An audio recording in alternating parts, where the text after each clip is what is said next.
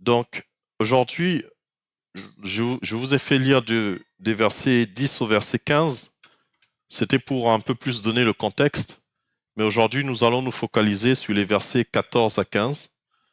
Mais je vais d'abord profiter pour vous faire un résumé de ce que nous avons médité sur les versets 12 à 13. Donc, dans Ézéchiel chapitre 7, verset 12 à 13, il était dit: le temps vient, le jour approche, que l'acheteur ne se réjouisse pas, que le vendeur ne s'afflige pas, car la colère éclate contre toute leur multitude. Non, le vendeur ne recouvrera pas ce qu'il a vendu, fût-il encore parmi les vivants. Car la prophétie contre toute leur multitude ne sera pas révoquée, et à cause de son iniquité, nul ne conservera sa vie. Et donc, nous avons vu que, à la lumière de ça, nous avons vu un moment que le jugement de Dieu contre Israël se manifestait pour deux choses. Et ces deux choses, c'est ce que le Seigneur Jésus-Christ va résumer un moment en disant: si tu veux accomplir la loi, crains Dieu et aime ton prochain. Et là, c'était la même chose. Israël avait ce commandement quand Dieu va établir l'alliance avec Israël, donc plusieurs siècles avant.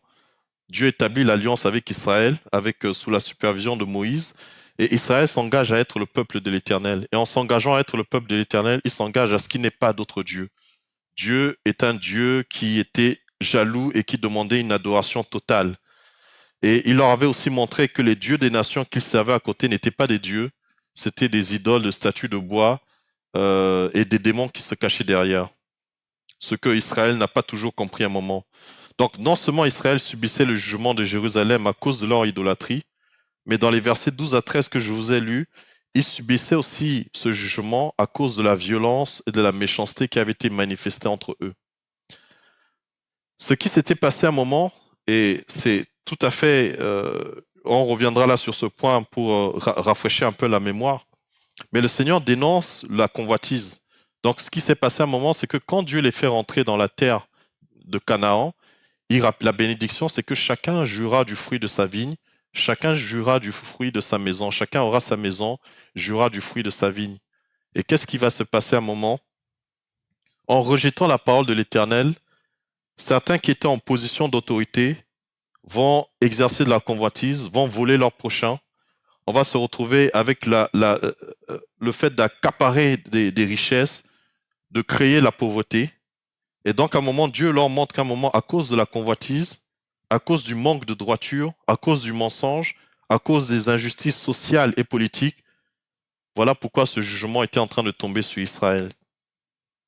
Et là, il est en train de leur dire, quand on lit la fin du verset 13, et à cause de son iniquité, nul ne conservera sa vie, il est en train de montrer que cette fois-ci, la ruine du pays est en train de manifester d'abord. La ruine du pays venait donc, si nous retenons ce que je viens de dire sur ces péchés qui s'étaient manifestés, la ruine du pays venait à cause de la ruine de ses dirigeants spirituels et politiques.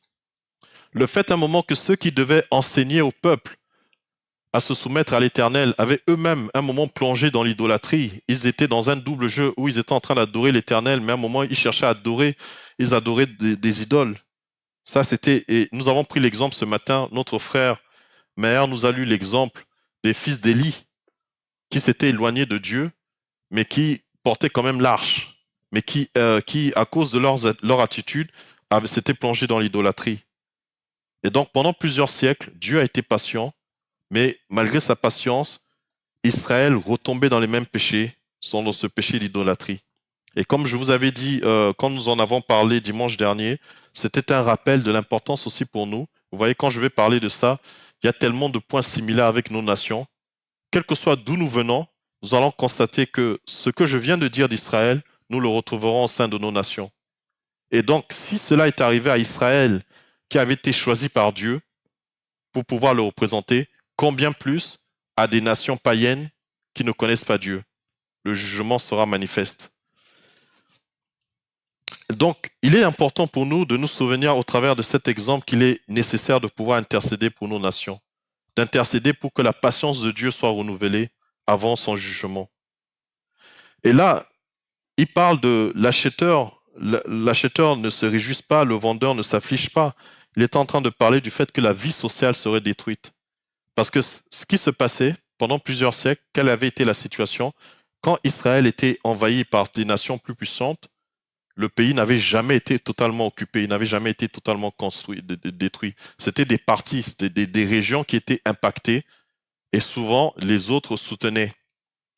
Mais là, ce que Dieu est en train de dire, maintenant, il est en train de dire à un moment que... Et donc, ce qui se passait à un moment, c'est qu'il arrivait que quand une nation était en train de les envahir, il suffisait à un moment de donner de l'or, de l'argent, de donner des choses précieuses, et la nation prenait, et la nation s'éloignait de Jérusalem. Mais là, le Seigneur dit maintenant qu'il n'y aura pas, dans la destruction qu'il est en train de prévoir, tout sera détruit. Et même l'argent et l'or sur lequel ils s'appuyaient, qu'ils auraient peut-être espéré pouvoir corrompre Babylone, Babylone allait même refuser l'argent et l'or. Cette fois-ci, nous avons vu dimanche dernier que même la noblesse sera emmenée en exil. Donc la noblesse jusqu'à présent avait été épargnée parce que c'était eux qui donnaient justement pour pouvoir épargner. Chaque fois, c'était souvent les plus pauvres qui subissaient les jugements, qui étaient déportés. Mais cette fois-ci, Dieu est en train de dire que la noblesse de Juda sera emmenée en exil. Et donc quand vous lisez l'exemple, vous voyez un moment que ce qui est en train d'être dit, c'est ce qui s'est accompli. Daniel est en exil, Ézéchiel est en exil, et Ézéchiel faisait partie de la noblesse, faisait partie du clergé. Une chose aussi pour laquelle Dieu manifestait son jugement, et donc ça c'était, quand on parle de l'acheteur, du vendeur, c'est en lien avec le jubilé. Donc je pense que chacun de nous aujourd'hui, nous connaissons l'expression du jubilé, surtout les footballeurs, mais je ne sais pas s'ils connaissent ceux qui jouent au football souvent, ou bien pas ceux qui jouent au football. Dans le football, on parle souvent du jubilé, mais aujourd'hui, beaucoup de personnes connaissent l'expression jubilé, mais ne savent pas d'où vient l'origine.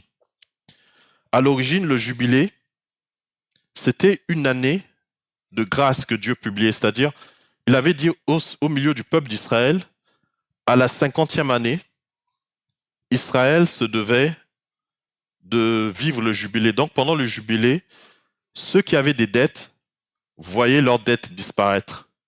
Ceux qui avaient, par exemple, si dans la famille, il y a 3 générations, on avait vendu le terrain parce qu'on était pauvre, au jubilé, on pouvait reprendre le terrain. Au jubilé, si on avait été esclave, c'est-à-dire qu'on s'était mis, parce qu'à un moment, on était sous des dettes, et donc on a demandé à un frère du travail, et on a été esclave de ce frère pendant plusieurs années, à l'année du jubilé, on pouvait recouvrir sa liberté.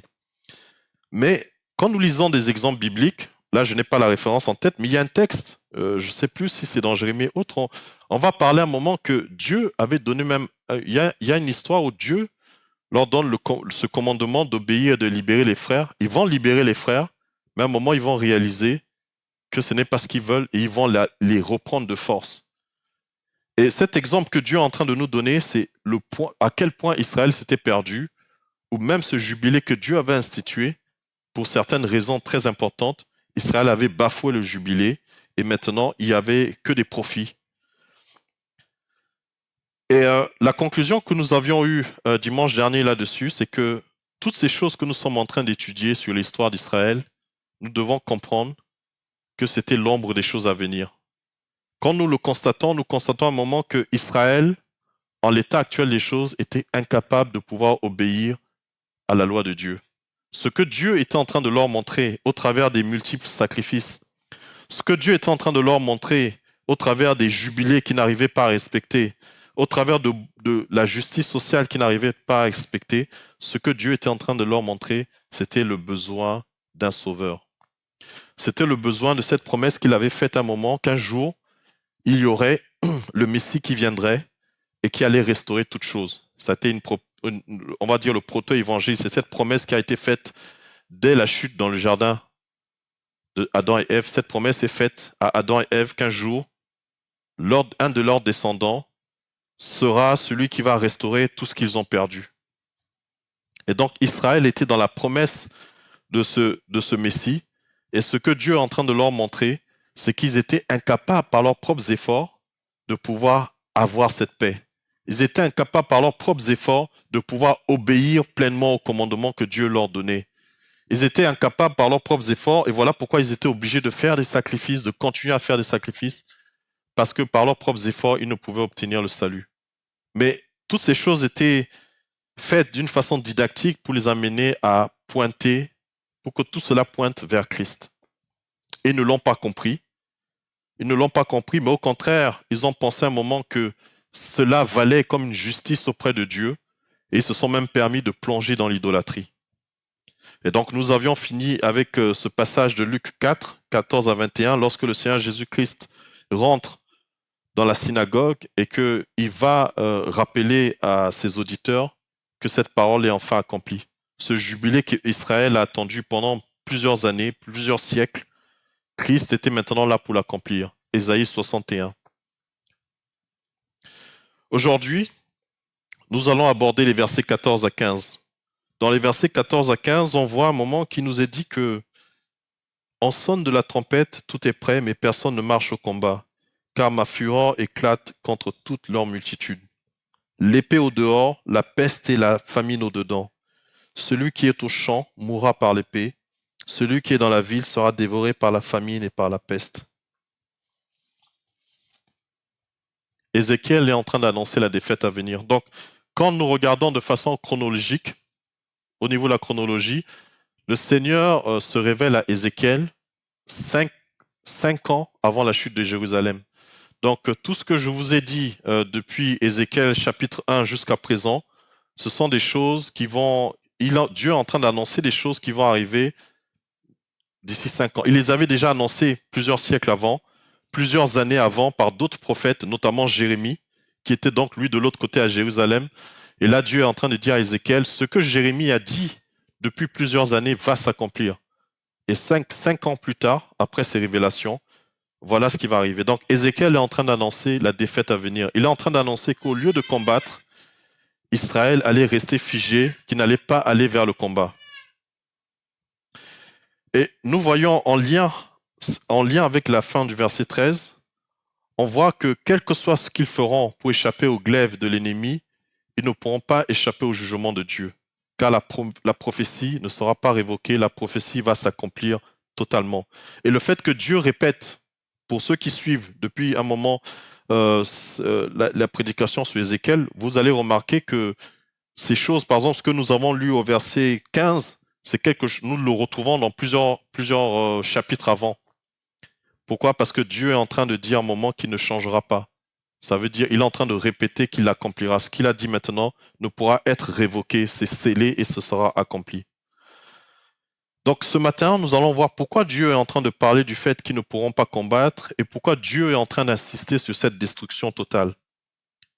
Donc sur le premier point, pourquoi il parle du fait que on sonnera de la trompette, tout est prêt mais personne ne marche au combat.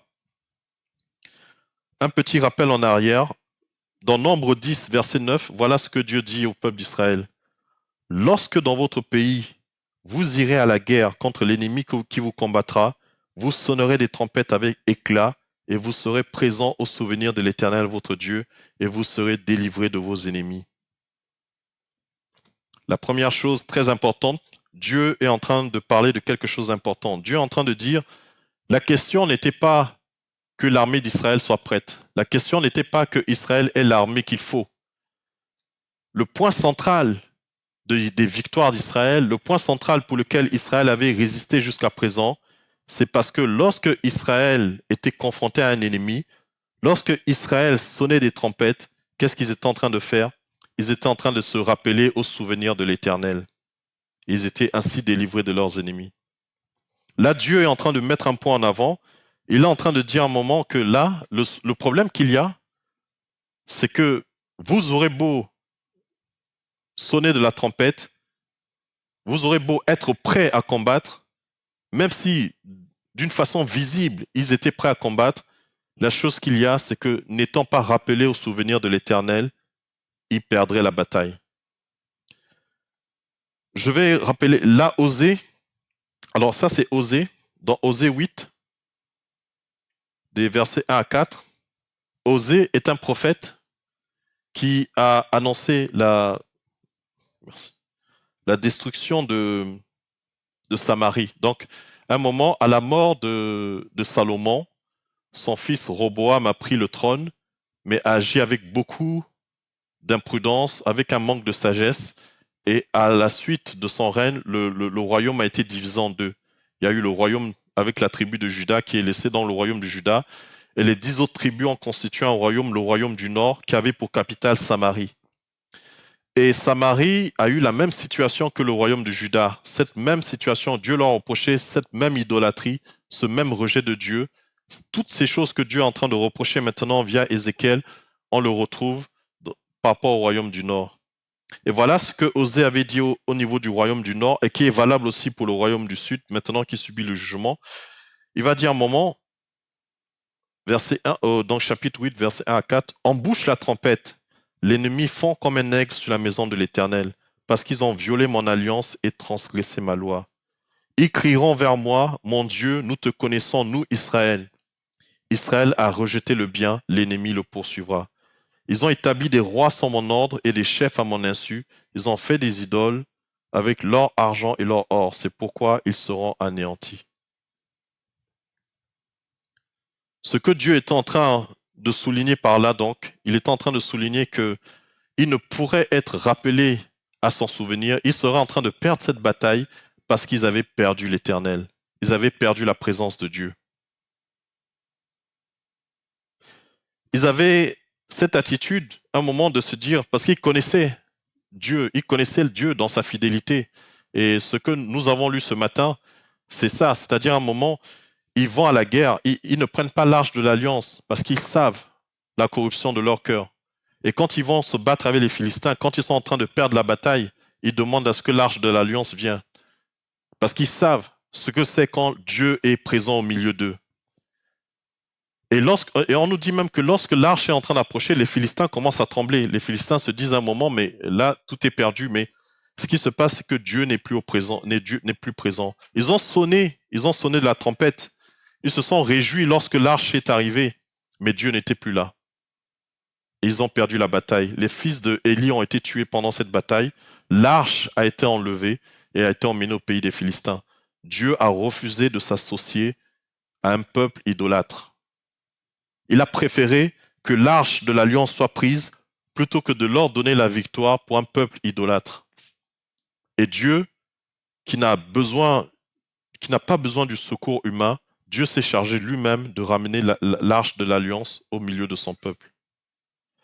Mais la leçon que nous voyons là-dessus, sur ce point, sur ce verset, quand il parle de la trompette, où tout est prêt, mais que malgré ça, personne ne marche au combat, c'est parce qu'ils avaient abandonné l'Éternel. Dieu nous montre un moment qu'à cause du fait qu'ils avaient oublié l'Éternel, Dieu les avait oubliés. À cause de leur orgueil, ils avaient eu un orgueil qui les avait conduits à croire à la force des circonstances, plutôt qu'à la souveraineté de Dieu. Et donc, pour beaucoup d'entre eux, ils étaient convaincus que même quand Jérémie était en train d'annoncer, alors imaginez, Jérémie arrive, Jérémie est établi prophète, Babylone n'a pas encore commencé. Mais Jérémie leur annonce, à cause de l'idolâtrie, Babylone va venir vous attaquer. Ils refusent de croire. Babylone vient les attaquer, ils refusent de croire. Et lorsque Babylone va se retirer un moment, ils vont crier victoire parce que Babylone va se retirer pour combattre les Égyptiens. Ils vont croire un moment qu'ils sont délivrés. Jérémie leur rappelle non. Ce que Dieu est en train de faire, il vous donne encore une occasion de vous repentir, mais vous êtes en train de la rejeter et la destruction sera totale, finale. Israël avait oublié que tout ce qu'ils avaient venait de Dieu. Leur orgueil les avait conduits à croire à un moment que c'était par la force des choses, la force des circonstances qu'ils étaient arrivés là. Et à cause de ça, à cause du fait qu'ils avaient rejeté l'Éternel, alors Dieu n'était plus, il ne les mettait plus dans son souvenir. Et lorsque nous lisons les versets 10 à 12 que nous avons lus, lorsqu'on parle de la verge de la méchanceté qui s'élève, parce qu'ils avaient abandonné l'Éternel, la porte de la violence et de la méchanceté contre leur prochain s'était ouverte au milieu d'eux. C'est très important pour nous de comprendre l'importance. Aujourd'hui, souvent, je pense que vous avez déjà dû entendre parler de ce terme de grâce commune. La grâce commune, c'est le fait que malgré le fait que l'humanité est péché, que l'image de Dieu ne soit plus totale en l'homme, il y ait quand même des restes de l'image de Dieu en l'homme.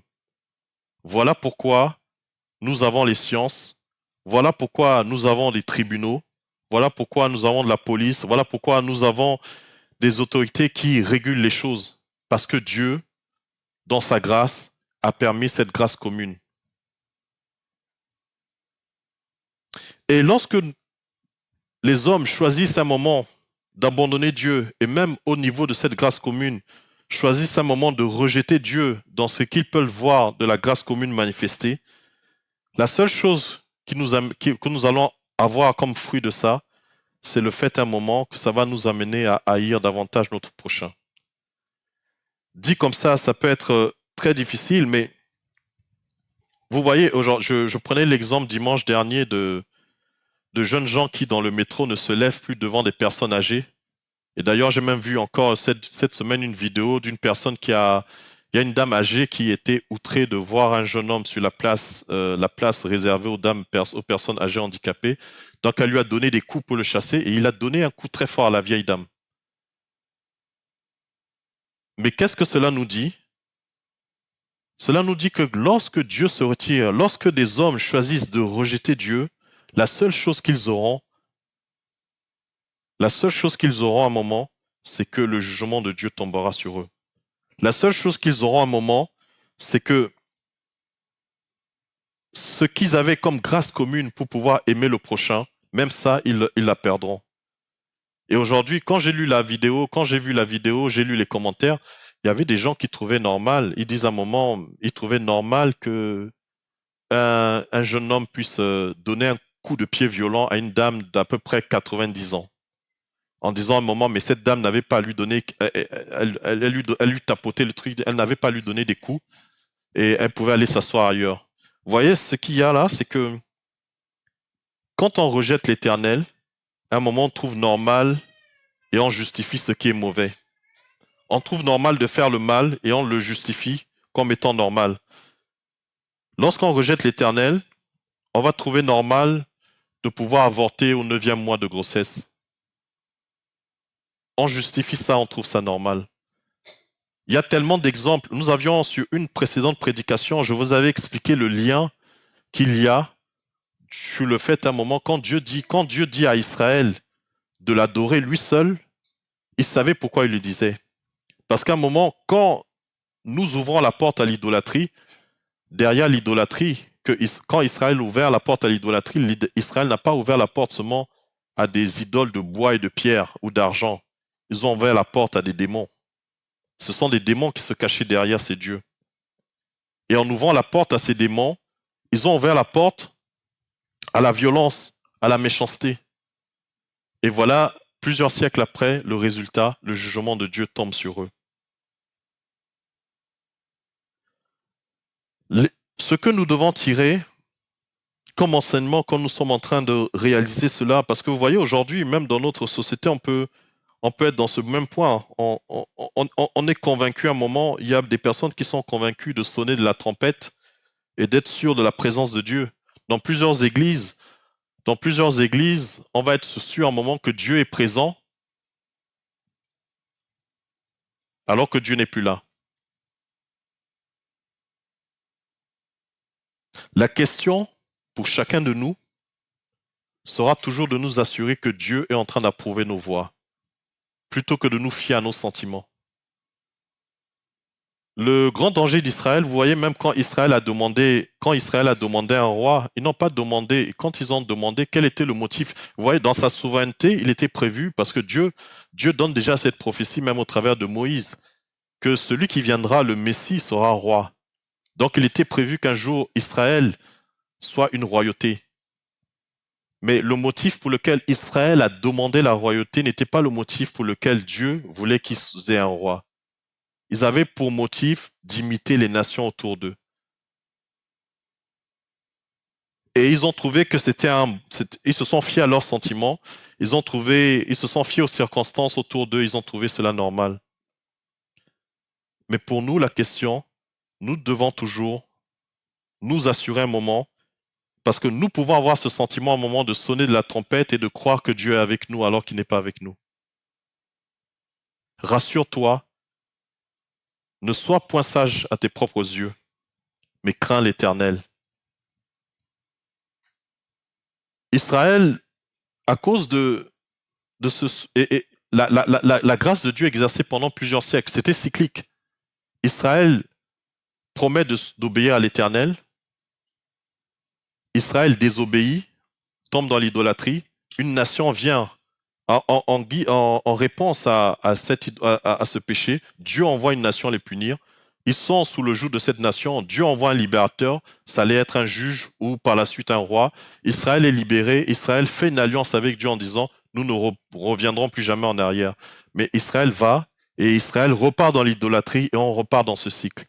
Et comme ils étaient dans ce cycle où ils voyaient chaque fois la délivrance de l'Éternel, ils avaient cette conviction que ça allait continuer. Mais Paul nous le rappelle un moment en disant, et c'est dans les Écritures, « Aujourd'hui, si tu entends sa voix, n'endurcis pas ton cœur. »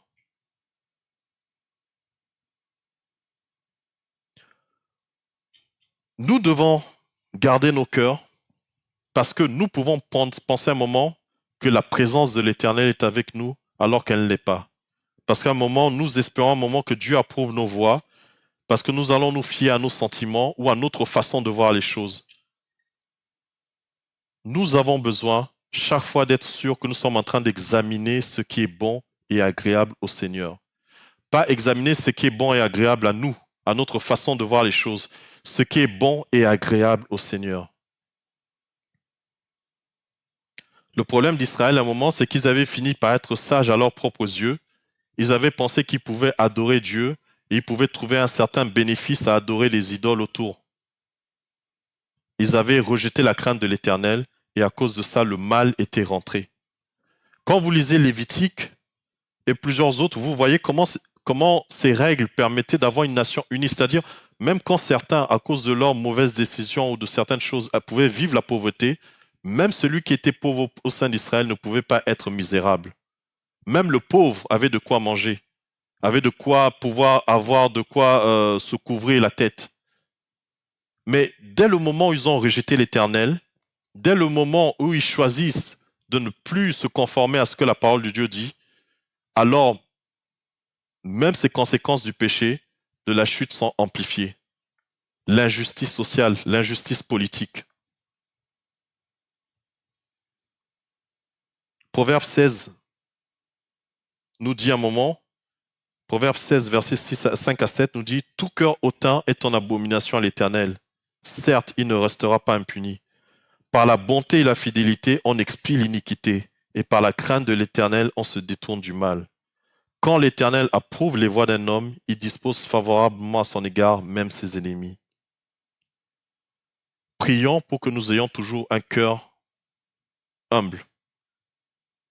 Le cœur hautain, c'est de croire à un moment que nous avons cette assurance que Dieu est avec nous quand nous avons décidé de suivre nos voies et d'essayer de nous convaincre, parce qu'à un moment, on va même tordre un verset pour que ce verset aille. On tord vraiment pour le rentrer dans la case, pour qu'il aille avec nous.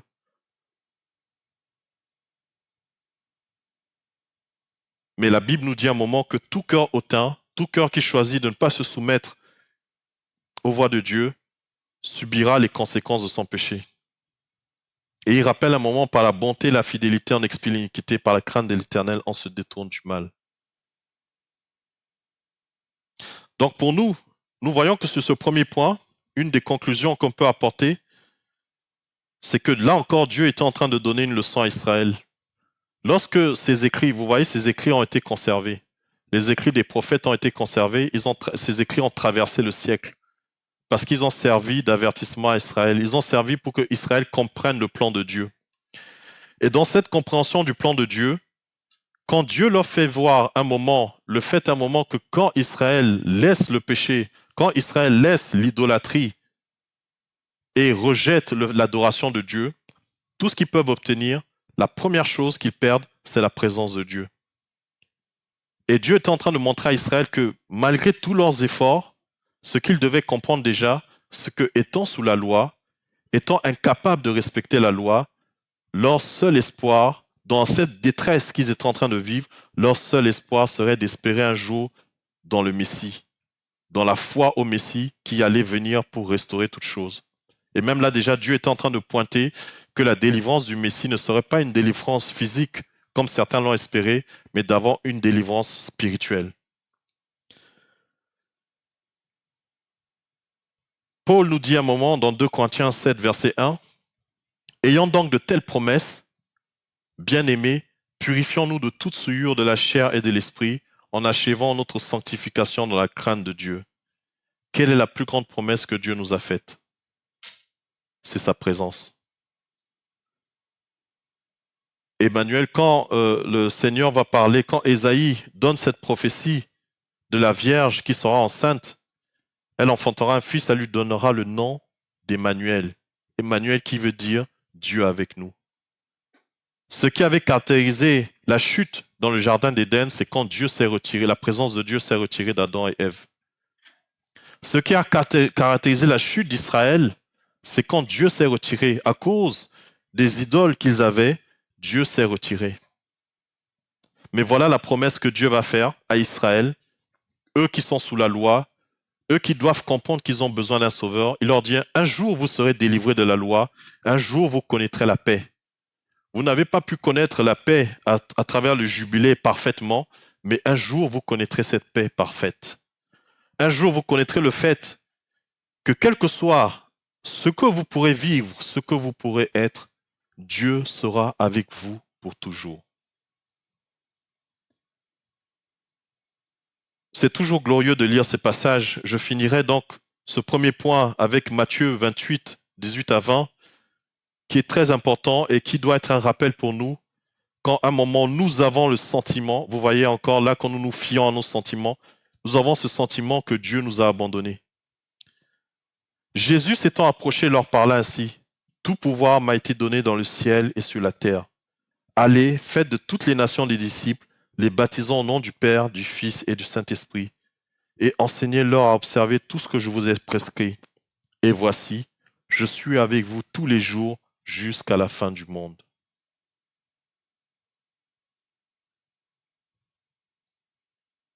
C'est une promesse sur laquelle Dieu ne revient pas. Et je vous ai lu le passage d'Éphésiens 5. Autrefois, vous étiez ténèbres, mais maintenant, vous êtes lumière. Il n'y a pas de rétroaction derrière. Tu es sauvé. Parce qu'aujourd'hui, on a souvent le principe dans les églises, on a le principe les rétrogrades. Tu peux être sauvé et puis tu peux repartir dans les ténèbres et puis un jour tu reviens. Non, le salut est définitif. La grâce de Dieu est définitive dans nos vies. Et le privilège que nous avons, pour nous qui sommes enfants de Dieu, si tu n'es pas enfant de Dieu, confronte ton cœur. Si aujourd'hui, dans ta vie, tu n'es pas en train de vivre, tu es en train de vivre dans des voies que Dieu n'approuve pas, sois honnête et confronte ton cœur vis-à-vis de la parole de Dieu. Mais pour ceux qui sont sauvés, voilà la promesse que Dieu fait. Je suis avec vous tous les jours jusqu'à la fin du monde. Ne laisse pas tes sentiments te dire le contraire. Voilà ce que la parole de Dieu dit. À un moment, il arrivera qu'à cause de tes péchés, cette présence peut te sembler lointaine, mais Dieu ne s'est pas éloigné. C'est toi qui t'es éloigné à cause de toi qui t'es éloigné avec ton péché. Quand nous péchons, nous faisons comme Adam et Ève. Nous nous retirons de la présence de Dieu pour aller nous cacher. Et Dieu vient nous chercher.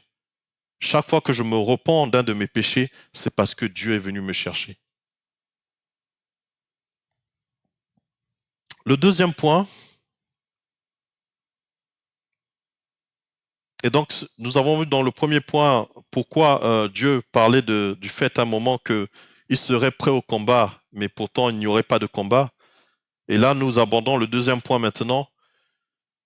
L'épée au dehors, la peste et la famine au dedans. Celui qui est au champ mourra par l'épée, celui qui est dans la ville sera dévoré par la famine et par la peste. Voilà la conséquence. Dieu est en train de montrer la conséquence de cet abandon. Parce que Israël avait rejeté la présence de Dieu au milieu d'eux. Voilà ce qui allait avoir comme conséquence. Et là encore, vous voyez, quand je vous ai lu, quand nous avons cherché à comprendre pourquoi Dieu parle, qu'on sonnera de la trompette, tout est prêt, mais personne ne viendra. Il y avait cette référence à nombre. Et c'est même là aussi, quand Ézéchiel le prend, c'est qu'ils font référence à ce qu'il y a dans le Pentateuque, ce qui est rappelé à un moment, de comment Dieu dit à un moment qu'il sera présent au milieu de son peuple. Et là, Ézéchiel est en train de dire non, Vous sonnerez de la trompette, mais personne, vous serez prêts, mais personne n'ira au combat parce que Dieu n'est pas avec vous. Et là, dans la suite, je vais prendre encore Deutéronome 32, verset 25. Voilà ce que dit Deutéronome 32, verset 25. Au dehors, on périra par l'épée, et au dedans par d'effrayantes calamités. Il en sera du jeune homme comme de la jeune fille, de l'enfant à la mamelle comme du vieillard. Deutéronome, quand Dieu est en train de bénir, donc une partie d'Israël sera sur un mont, Garizim, le mont et l'autre sur le mont Ebal. Et il y a une partie d'Israël qui va prononcer toutes les bénédictions que Dieu donne à Israël si Israël suit l'Éternel. Mais il y a une autre partie qui va prophétiser au travers des paroles qui sont données par Moïse, tout ce qui leur arrivera s'ils ne suivent pas l'Éternel. Et donc, cette partie de Deutéronome 32, verset 25 que nous venons de lire, l'aborde. Lorsque le jugement de Dieu viendra, ce que nous venons de lire dans Ézéchiel, chapitre au verset 15, c'est ce qui arrivera. Et Jérémie même le revient là-dessus. Jérémie 14, verset 18 nous le dit aussi. Voici ce que Jérémie 14 dit. Donc Jérémie est en train d'annoncer. Lui, il est en train d'annoncer des choses. Donc Jérémie, lui, par contre, il est à Jérusalem. Ça fait déjà un moment qu'il est en train d'annoncer que le jugement viendra. Et à cause de ça, il a été persécuté, il a été maltraité, il a été abandonné. Mais au fur et à mesure, toutes les prophéties qu'il avait annoncées sont en train de se réaliser. Et voilà ce qu'il est en train de dire. Si je vais dans les champs, Jérémie 14, verset 18, si je vais dans les champs, voici des hommes que le glaive a percés. Si j'entre dans la ville, voici des êtres que consume la faim. Le prophète même et le sacrificateur parcourent le pays sans savoir où ils vont. Deutéronome, Ézéchiel, Jérémie. Quand nous voyons déjà comment la parole se répète ainsi, c'est pour dire qu'elle s'accomplira.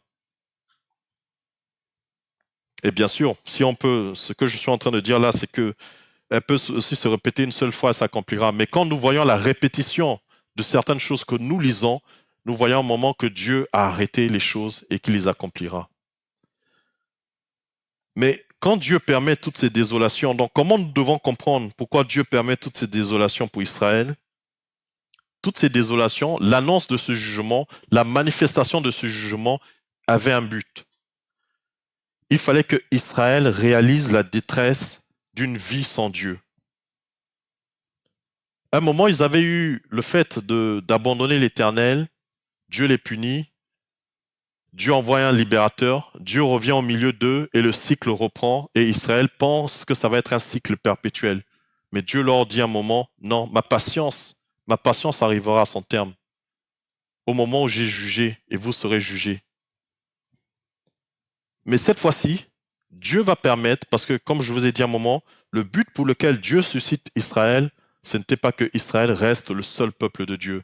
Israël devait être le terreau qui allait accueillir le Messie. Israël devait être la terre qui qui devait accueillir le Messie, qui allait être le sauveur des nations.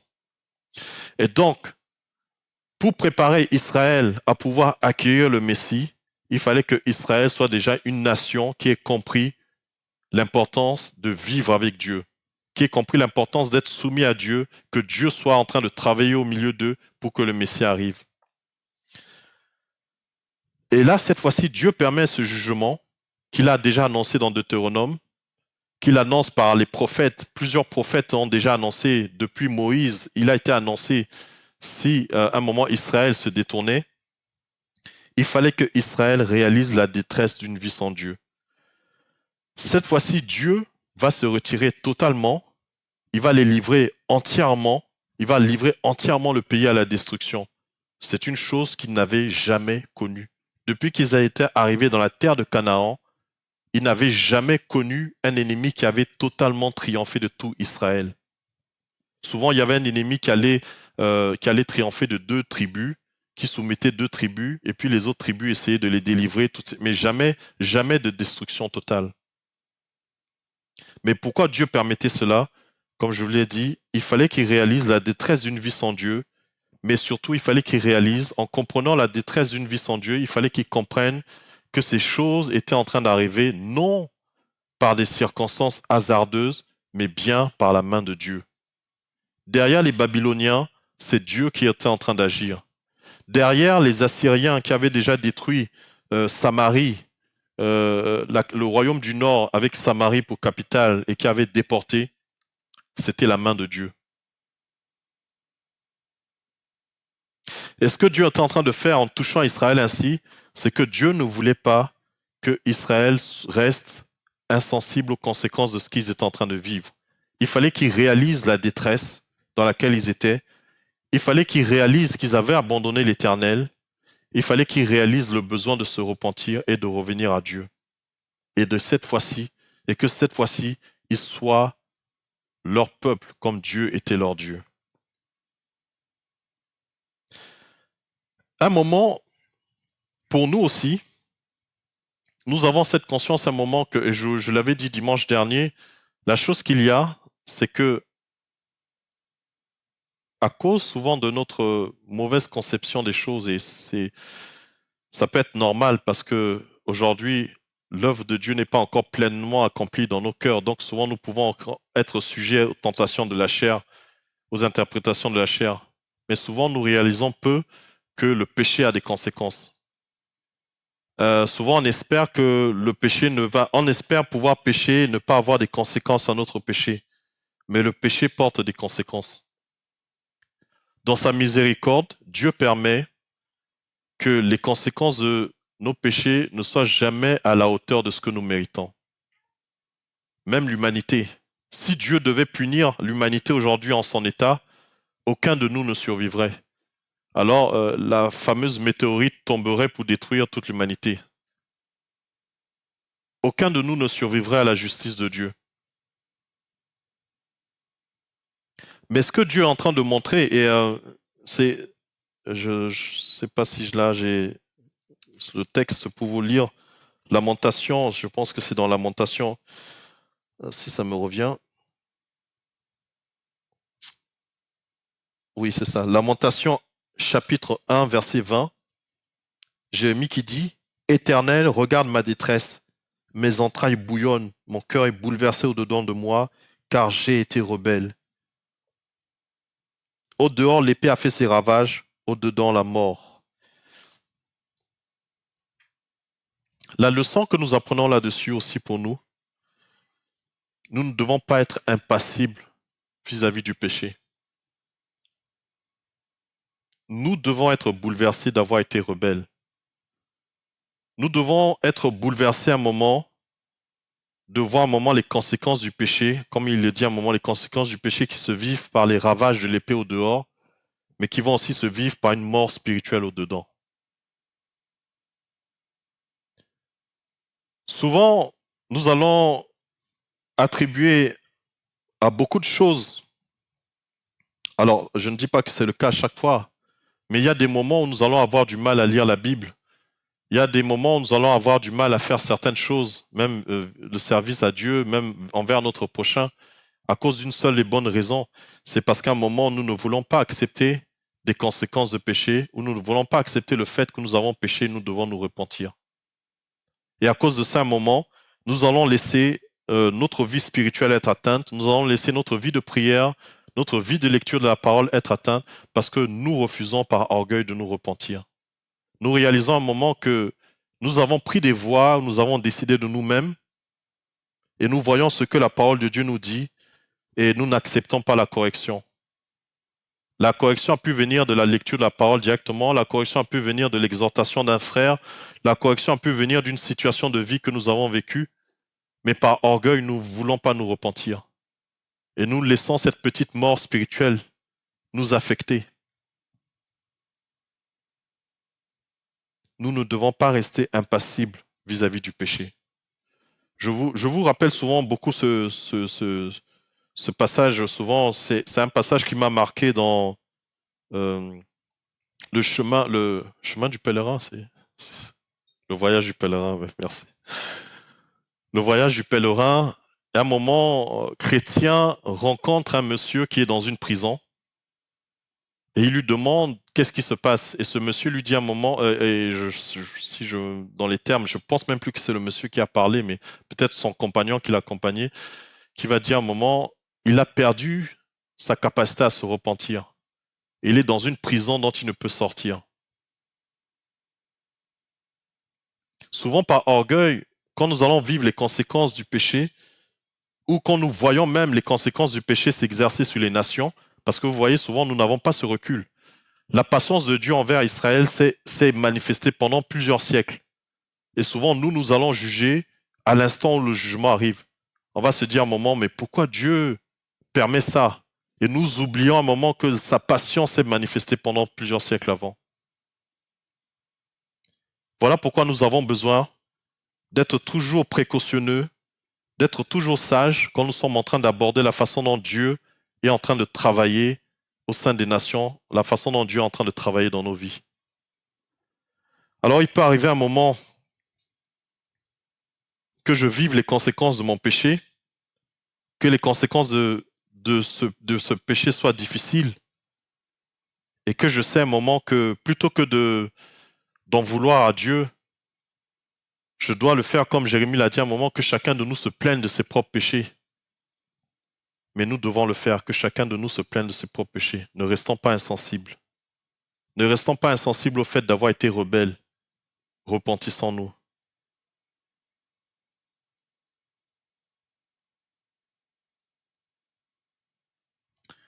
Jérémie 15. Il y a beaucoup de parallèles ce matin avec Jérémie 15 parce que ce sont beaucoup de prophéties d'Ézéchiel se retrouvent dans Jérémie. Et toujours en ce lien avec ce passage du verset 15 d'Ézéchiel, voilà Jérémie 15 qui dit un moment, « Et s'ils te disent, où irons-nous? Tu leur répondras, ainsi parle l'Éternel. À la mort, ceux qui sont pour la mort. À l'épée, ceux qui sont pour l'épée. À la famine, ceux qui sont pour la famine. À la captivité, ceux qui sont pour la captivité. » Le péché crée un manque de repères. Le péché, et vous voyez même déjà quand nous sommes en train de parler au sein de nos nations, quand nous voyons le péché se manifester au sein de nos nations, nous voyons un manque de repères. Dernièrement, j'avais publié « Il manque de repères » et par manque de repères, ils agissent ainsi. Et à un moment, comment l'homme va pouvoir rendre son sentier pur? Comment l'homme pourra rendre ses voies justes et pures? Le seul repère que nous avons, c'est la parole de Dieu. Ce ne sera pas une star, parce qu'aujourd'hui c'est ça. Aujourd'hui, le repère de beaucoup, ça va être l'argent, ça va être une célébrité, ça va être une série. J'ai demandé une fois, il y a un frère, j'ai discuté avec un frère, il m'a parlé on parlait de Samson et puis il a parlé des choses. Je lui ai dit, mais moi je vois pas où on parle de ça dans la Bible. Il a dit, j'ai vu ça dans la série. Mais comme il n'avait pas lu Samson dans la Bible, il se basait sur ce qu'il a lu de la série. Mais même là, ça c'est quelqu'un qui est en manque de repères. Le seul repère que nous devons avoir, c'est la parole de Dieu. Et donc, Jérémie est en train de dire une chose, il est en train de dire que lorsque l'épée va être au-dedans, la peste, la famine au-dedans, toutes ces choses vont être manifestées, qu'est-ce qu'ils diront? Où irons-nous? Lorsque le péché se manifeste, l'homme perd ses repères. Et il se demande qu'est-ce que je fais? Où est-ce que je vais?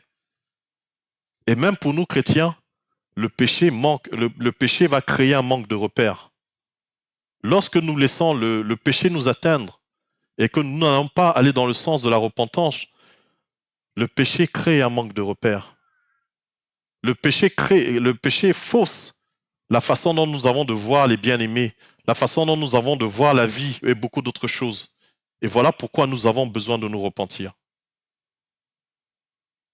Le péché crée un manque de repères qui ne peut être restauré que par la confession et la restauration de Dieu. Et là encore, en lien, voilà, Jérémie, qu'est-ce qu'il dit à un moment? Et voilà ce qui allait arriver, la prière que Jérémie est en train de faire. Vous voyez, là, ça ressort pas, mais je pense que ça ressort dans le verset 16, il est dit, leurs fuyards s'échappent, ils sont sur les montagnes comme les colombes des vallées, tous gémissant, chacun sur son iniquité. Et Dieu dit à un moment qu'il détruira la nation, mais il va préserver un reste. Pourquoi? Parce que ce reste va témoigner de ce que l'Éternel a fait. Ce reste va témoigner et va pouvoir montrer pourquoi Dieu a permis cela et où Dieu veut les emmener. Et voilà la prière que Jérémie a faite. C'est la même prière qu'Ézéchiel va faire. C'est la même prière que Daniel va faire. C'est la même prière à laquelle nous sommes appelés à faire aussi, quand nous considérons un moment que lorsque nous péchons, nous nous éloignons de la présence de Dieu.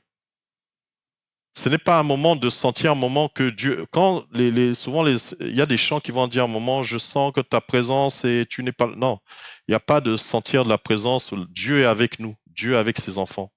Mais lorsque nous péchons, Dieu est juste et saint. Et il est normal qu'à cause de la présence de Dieu, à cause de ce que nous savons de Dieu, de même que Israël, en ayant péché, refusé d'emmener l'arche, nous aussi, nous nous retirons. Nous aussi, nous allons partir dans ce sens aussi, en laissant l'arche de la présence de Dieu qui est Christ. Mais voilà ce que Dieu nous recommande de faire chaque fois. Jérémie 14, du verset 20 au verset 22. Éternel, nous reconnaissons notre méchanceté, l'iniquité de nos pères, car nous avons péché contre toi. Pas d'excuse pour le péché. À cause de ton nom, ne méprise pas, ne déshonore pas le trône de ta gloire. N'oublie pas, ne romps pas ton alliance avec nous. Parmi les idoles des nations, en est-il qui fasse pleuvoir? Ou est-ce le ciel qui donne la pluie? N'est-ce pas toi, Éternel, notre Dieu? Nous espérons en toi, car c'est toi qui as fait toutes ces choses.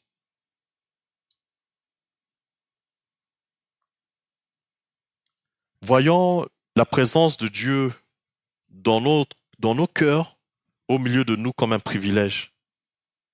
Et lorsque le péché va arriver et nous amener à nous retirer de la présence de Dieu à cause du péché, considérons de reconnaître que nous avons péché.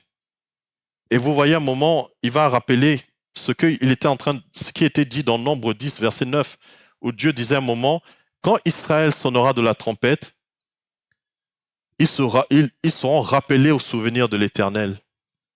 Et voilà ce que la parole de Dieu, Jérémie nous dit dans Jérémie 14, 20, lorsque notre bouche s'ouvrira pour rappeler la méchanceté que nous avons manifestée, pour rappeler que nous avons péché sans trouver d'excuse à notre péché, à cause de son nom, Dieu nous pardonnera. Jérémie rappelle, n'oublie pas, ne romps pas ton alliance avec nous. Dieu, au travers de l'œuvre de Christ, a permis maintenant que cette alliance n'ait plus à être rompue. Vous voyez, le jugement qui va se passer, c'est que finalement Dieu va rompre l'alliance. Il va rompre l'alliance et parce qu'Israël avait péché, il rompt cette alliance et il permet le jugement. Mais maintenant, voilà ce que Jérémie dit pour la suite.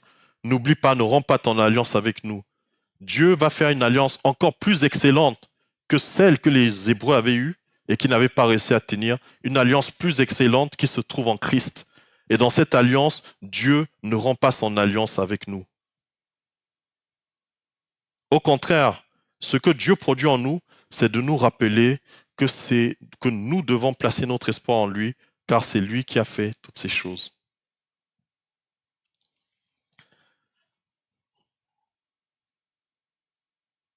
La conclusion pour ce matin, la conclusion que je vais vous donner, elle va être reprise et je vais commenter au fur et à mesure. Nous la trouvons dans Hébreux. Vous vous souvenez des paroles, j'ai juste un souci.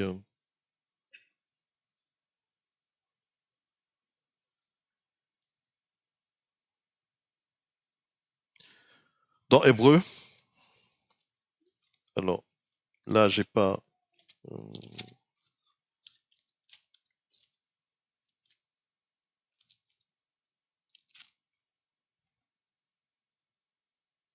Hébreux 12. Donc, Hébreux chapitre 12. Chaque fois que j'aime toujours, c'est très important de faire le lien, parce que souvent nous avons eu tendance à beaucoup dissocier l'Ancien Testament du Nouveau Testament, à ne pas comprendre que l'Évangile, c'est à la fois l'Ancien et le Nouveau Testament. Christ est déjà affiché dans l'Ancien Testament. Et Christ est pleinement révélé dans le Nouveau Testament. Et c'est pour ça qu'il y a toujours ce lien qui est très important que nous devons garder. Et vous voyez là dans le Nouveau Testament, voilà un passage que dans le livre d'Hébreux, l'auteur d'Hébreux reprend.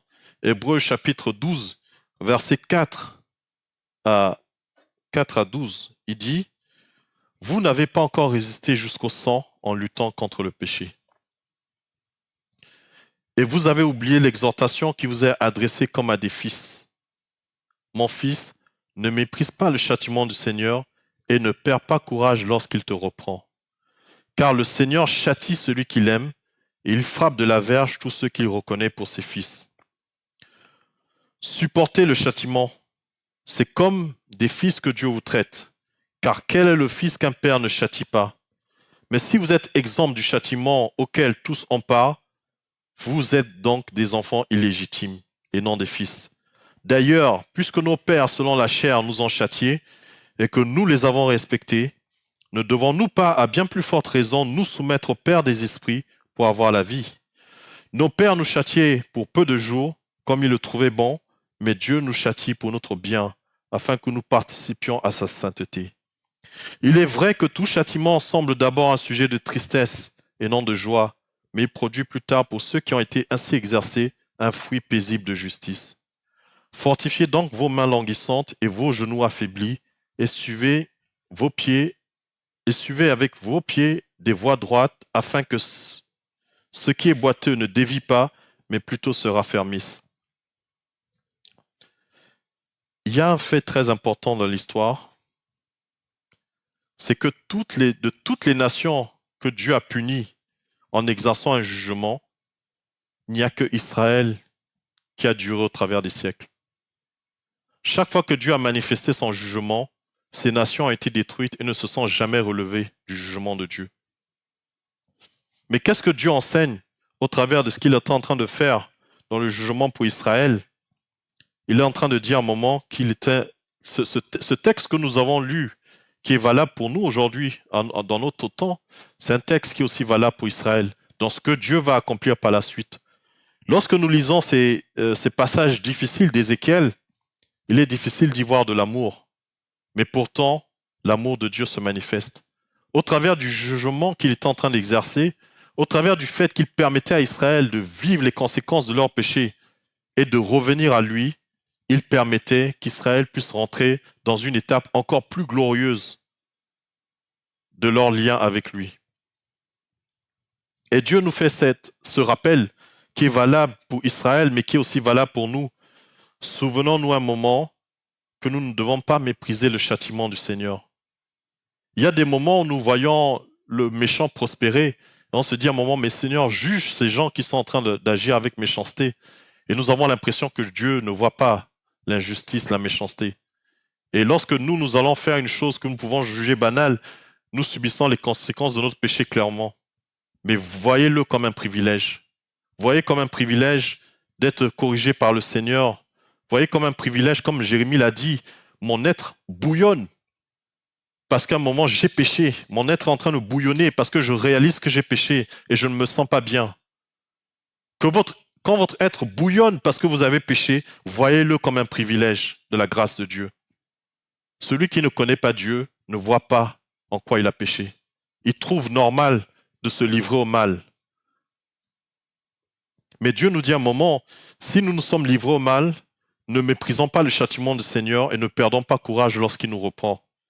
Car le Seigneur châtie celui qu'il aime et il frappe de la verge tous ceux qu'il reconnaît pour ses fils. Et Jérémie qui fait cette prière, ne romps pas ton alliance. Enfin, cette fois-ci, cette alliance ne peut plus être rompue. Et donc, il va nous dire, lorsque nous sommes victimes d'affliction de la part des hommes, lorsque nous sommes victimes des conséquences de notre péché, lorsque nous voyons des injustices, des choses, supportons ces châtiments, prions, mais ne cherchons pas à faire justice de nous-mêmes. Mais Dieu nous dit à un moment, c'est comme des fils que Dieu vous traite. Car quel est le fils qu'un père ne châtie pas? Mais si vous êtes exempt du châtiment auquel tous ont part, vous êtes donc des enfants illégitimes. La grâce que nous avons d'être aimés de Dieu, c'est que Dieu nous punit et Dieu nous restaure. Nos parents nous ont punis un moment, et souvent on nous a même punis injustement. Il y a même des moments où on a été punis alors qu'on ne méritait pas. Je viens d'une famille nombreuse. Le nombre de fois où je n'avais rien fait et que j'ai pris la punition de mon frère, j'ai pris il y a des choses et on en veut à nos parents de ne pas avoir été justes. Mais maintenant que j'ai grandi, je comprends que nos parents font ce qu'ils peuvent, mais ils ne peuvent pas être justes entièrement comme Dieu l'est. Mais Dieu est juste. Et quand Dieu nous châtie, il nous châtie pour notre bien. Nos parents peuvent être dans l'excès lorsqu'ils nous corrigent, mais Dieu ne sera jamais dans l'excès quand il nous corrige. Dieu nous aime. Et Dieu nous corrige afin que nous puissions participer à sa sainteté. Même lorsque nous sommes confrontés à voir l'état de ce monde, à être affligés, Dieu nous corrige. Lorsque nous sommes en train d'avoir de mauvaises pensées ou nous voulons juger Dieu, Dieu nous corrige parce qu'il nous permet de participer à sa sainteté, de le voir comme nous devons le voir, saint, juste et miséricordieux. Et une parole qui doit nous guider cette semaine, il est vrai que tout châtiment semble d'abord un sujet de tristesse et non de joie. Et il y a des moments où nous vivons des conséquences du péché qui vont être pénibles, qui vont être lourdes, qui vont être difficiles. Mais ce que nous devons nous souvenir, c'est que Dieu va toujours exercer un fruit paisible de justice au travers de cela. Dieu va se révéler d'une façon neuve, d'une façon nouvelle, d'une façon plus glorieuse qu'avant cette situation. Et donc, Dieu nous encourage à fortifier nos mains. Dieu nous encourage à pouvoir persévérer dans la voie droite de sa justice. Dieu nous encourage à ce que la parole de Dieu soit le repère de notre vie. Et Dieu nous encourage à ne pas le faire seul, mais à le faire comme un peuple élu, un peuple aimé de lui. Et mon encouragement, pour finir, c'est la grâce qui nous a été faite d'Emmanuel. Quand Dieu a dit, le Seigneur Jésus-Christ a dit, je suis avec vous jusqu'à la fin du monde, il n'a pas dit, je serai avec vous, mais si tu fais ceci, non, non, il a dit, je suis avec vous. Et comme je vous l'ai dit, un moment, à cause d'un péché, il peut arriver que nous nous éloignions de la présence de Dieu. Mais voyons comme un privilège que notre cœur bouillonne à cause de l'injustice que nous avons commise et que nous puissions nous repentir et trouver le fruit paisible de justice. La joie que nous avons lorsque nous revenons auprès du Père, que nous avons accès après avoir demandé pardon et retrouver cette restauration pour pouvoir prier avec paix. C'est un privilège que le non-croyant ne connaît pas. Et voilà pourquoi Jérémie va dire à un moment, certains diront, où irons-nous? Mais ce n'est pas ce que Daniel a dit, ce n'est pas ce que Ézéchiel a dit. Daniel n'a pas dit, où est-ce que j'irai? Daniel a compris ce que Dieu est en train de faire dans sa vie. Gloire à Dieu. Levons-nous. Nous allons prier.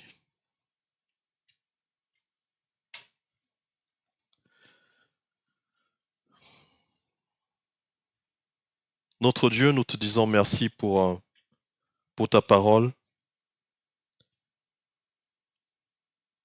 Nous voulons te demander pardon chaque fois que nous avons considéré aller dans nos voies et que nous avons espéré que tu nous suivrais, même lorsque nous étions en train d'aller contre ce que ta parole nous disait. Pardonne-nous chaque fois que nous avons essayé d'arranger un verset pour qu'il corresponde à nos attentes, à nos désirs. Pardonne-nous, Seigneur, lorsque nous avons choisi délibérément, Seigneur, de rejeter la bonté, la fidélité, d'agir avec bonté, fidélité et justice. Lorsque nous nous sommes laissés porter par la tentation de faire du mal parce que nous avions subi le mal. Seigneur, nous prions pour que nous puissions considérer comme un privilège qu'Emmanuel, que Dieu soit avec nous. Que nous puissions considérer le plus grand privilège, la plus grande promesse que tu nous as faite, c'est que tu sois avec nous, Seigneur. Alors accorde-nous de chérir cette promesse. Accorde-nous de la chérir, accorde-nous de méditer, de pouvoir chaque fois davantage réaliser la profondeur de cet amour au travers de la prière, au travers de la lecture de la parole, au travers de la communion avec nos bien-aimés. Oui, Seigneur, nous prions pour que la parole de Dieu soit notre repère. Nous prions, Seigneur, pour que nous ne soyons pas emportés à tout vent de doctrine, flottant sans savoir. Mais Seigneur, nous prions pour que nous ayons cette assurance de savoir en qui nous avons placé notre espérance. Et que nous ne détournions pas de celui en qui nous avons placé notre espérance. Mais Seigneur, tu es fidèle pour accomplir. Là où Israël avait échoué parce qu'il fallait qu'ils soient fidèles selon les efforts qu'ils allaient faire, ils n'avaient pas pu le faire. Mais Seigneur, tu nous as sauvés par grâce. Tu nous as sauvés au moyen de la foi. Et tu as sauvé aussi ceux d'Israël que tu as sauvés par grâce et par la foi, et ceux qui l'ont compris et qui ont été sauvés par grâce et par la foi. Alors Seigneur, nous prions pour que cela puisse continuer à nous guider, de nous souvenir que tout n'est que grâce pour nous, Seigneur, et que nous placions notre foi en toi, même quand les circonstances de vie voudraient nous amener à créer des idoles, à te rejeter, parce que nous craignons les circonstances de vie. Seigneur, garde nos cœurs en toi, Seigneur. Garde nos cœurs, Seigneur, et que nous puissions voir que le plus grand privilège que nous avons, c'est ta présence, que nous puissions la chérir. Et lorsque nous avons péché, Seigneur, écoute nos prières, Seigneur, de repentance. Pardonne et restaure, Seigneur. Quand nous avons péché, que nous ne trouvions aucune excuse à notre péché, que nous reconnaissions notre péché, et lorsque nous viendrons à toi, Seigneur, que tu te souviennes de nous, que nous soyons dans ton souvenir, Seigneur, et que l'œuvre de Christ soit toujours dans ton souvenir à cause de ce que Christ a fait pour nous, afin que nos péchés soient pardonnés, que l'œuvre de Christ soit toujours dans ton souvenir pour nos vies, Seigneur. Nous te prions au nom du Seigneur Jésus-Christ. Amen. Que la paix et la charité, avec la foi, vous soient données de la part de Dieu le Père et du Seigneur Jésus-Christ. Amen. Soyez bénis.